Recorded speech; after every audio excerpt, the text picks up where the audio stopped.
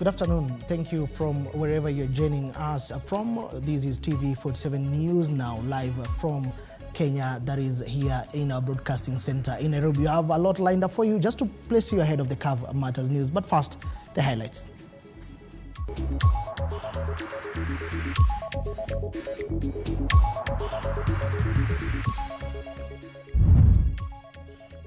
Isaac Mutuma sworn in as Meru County's fourth governor, taking over from Kawira Mwangaza. Prophet Peter Kemondo denies all the charges against him after he was arraigned at the Nakuru Law Courts of allegations of sodomy.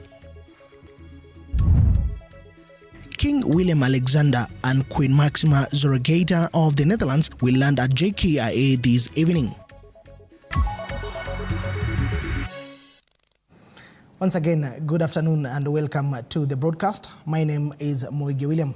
Let us keep you informed. We start off in Meru County, whereby Isaac Mutuma has been sworn in as the fourth Meru County governor after the High Court upheld the Senate's decision to impeach Kawira Mwangaza.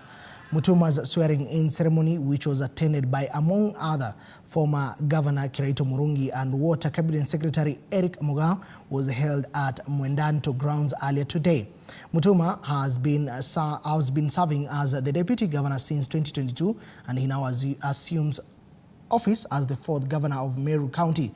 However, a petition terming the swearing-in process as unconstitutional has been logged at the courts. Honorable Isaac Mutuma India. Do swear that I shall always truly and diligently serve the people and the Republic of Kenya in the office of the Governor of Meru County, and I shall diligently discharge my duties and perform my functions in the same office, and that I will do justice to all in accordance with the Constitution and the laws of Kenya, without fear, favor, affection, ill will. So help me God. In other news, Prophet Peter Kemondo has denied to all the charges against him at the Nakuru Law Courts. Appearing before Senior Resident Magistrate Ruth Kefa for plea taking, Kemondo denied all charges against him, including rape, sodomy, and indecent acts. However, counsel for the accused urged the court to release Kemondo on bond, a prayer that was opposed by the prosecution. Kemondo was arrested yesterday in Nairobi after days on the run.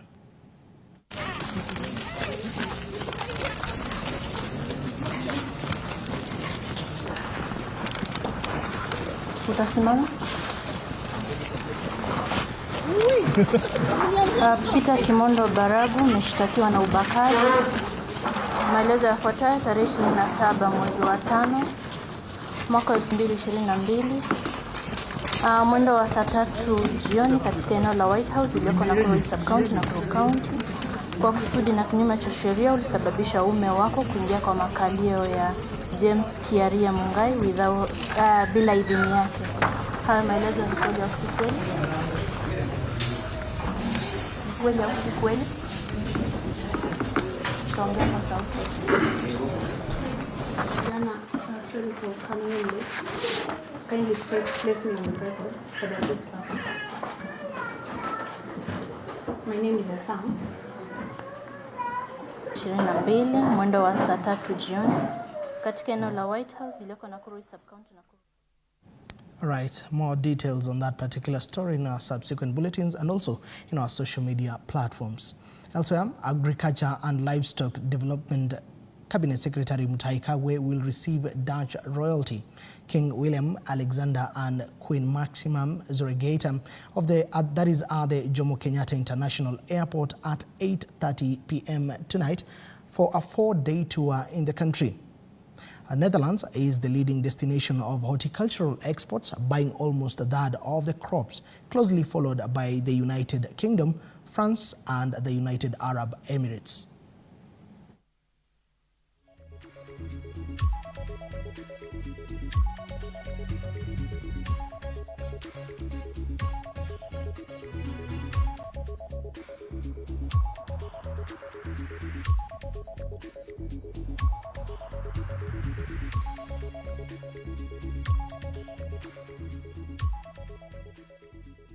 Right, and during that 4-day royal visit of the Dutch royalty, keep it TV47, we got you covered on that.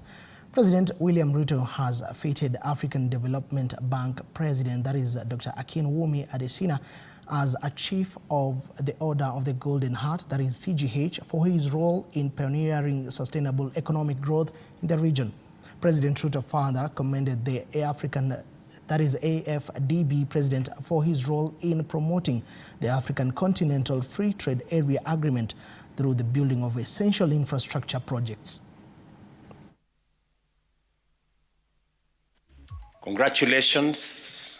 This morning, I am very proud to be the president that confers on you this well-deserved honor of the people of Kenya. It's an honor that I have the privilege as president, but on behalf of the government and people of Kenya, to award you for the distinguished service, the commitment you have demonstrated, and the passion you have worked with to see to it that in every way, even before you became the president of the African Development Bank, you demonstrated your commitment. Yes, challenges may be here today, but let's keep hope alive. Kenya will grow. Kenya will thrive. Kenya will prosper. I believe that the future will be bright for the youth of Kenya. And that is why the African Development Bank is currently preparing for our board's approval financial support to Kenya for the establishment of the Youth Entrepreneurship Investment Bank of Kenya.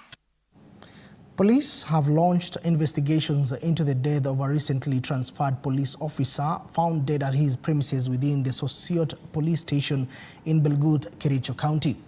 Preliminary investigations, according to the Sub-County Police Commander Robert Odongo, point to a death by suicide of the 49-year-old officer who had only been at the station for 3 days. From the officers who served with him, from Belgut, from Buret, and here, he looked disturbed from yesterday, and we suspect that he could have been having some mental problem. So when we arrived at the area of the incident, we found him still hanging on the shoelace that he used to commit suicide. So the officer is averagely 40 years, 49 years in fact. And for the purpose of the confidentiality of his identity, we are not going to mention his name. So, so far, we have very scanty information about him because he's been new in this station. And we searched his body and around where he committed the suicide, but we could not find any suicide note.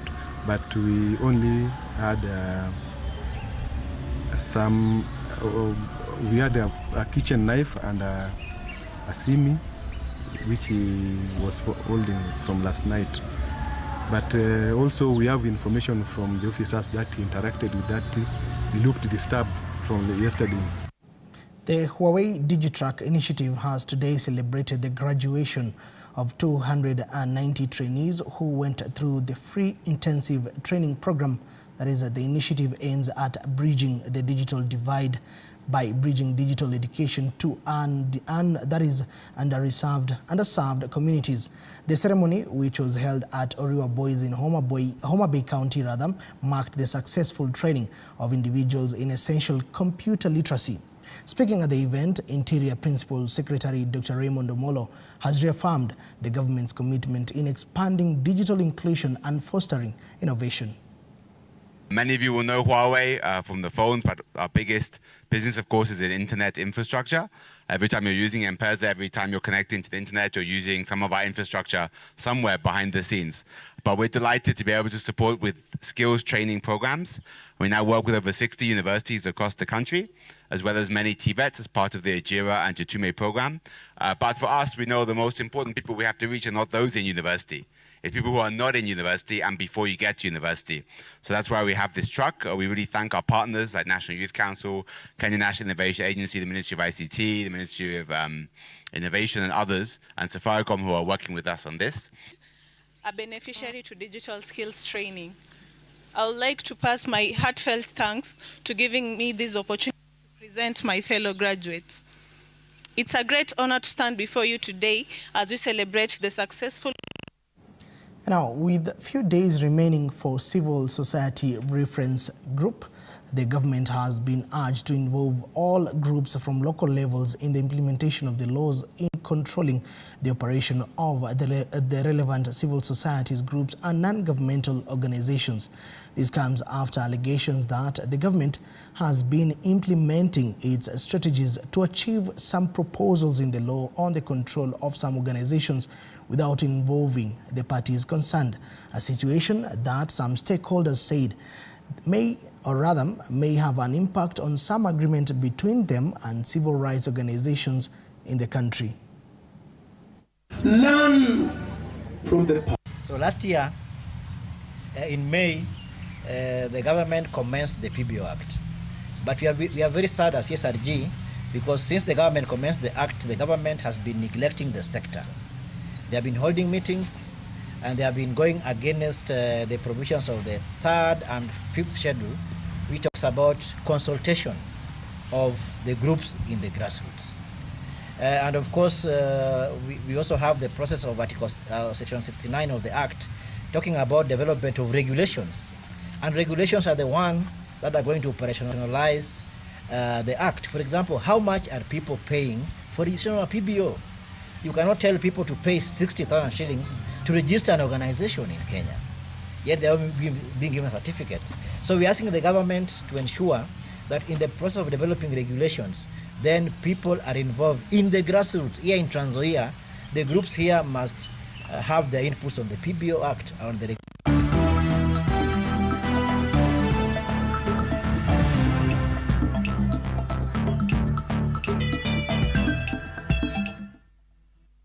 And now, in the world of sports, we start off in Embu County, whereby Division 2 side Ishara FC is seeking strategic partnership as they plan to undergo a rebuild that was initially scheduled to start in 2024. The club is aiming to execute a strategic plan that involves fencing Mayo Stadium to enhance gate collections, establishing a sport house, purchasing a team bus for easier player movement, introducing a third jersey and improving the distribution and sale of merchandise. In a bid to achieve the plan, the club's officials recently met with former Embu Senator Leni Kivuti, who emphasized the importance of empowering young athletes from the village to reach international levels. You know what I'm having in mind? Sio stadium ati ya pesa mingi sana. Hiyo perimeter wall iwe iko na structure ambayo inaweza chukua sitting stands. Ndio kwa sababu I know it faces north south. And if you put stands on that side and even on this side, there's nobody who will be facing the sun in an afternoon or in the morning. Yes. And it can be a supplementary stadium for the county. And now beyond the borders, Newcastle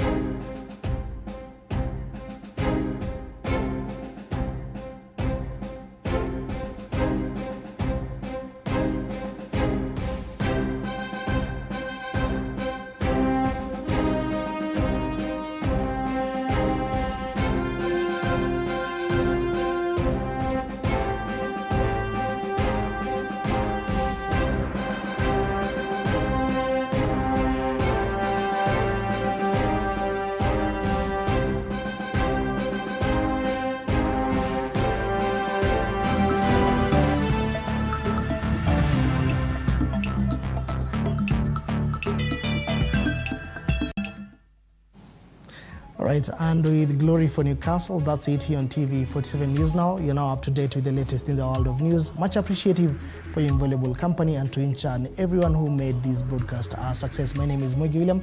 Do keep it TV47. Good afternoon.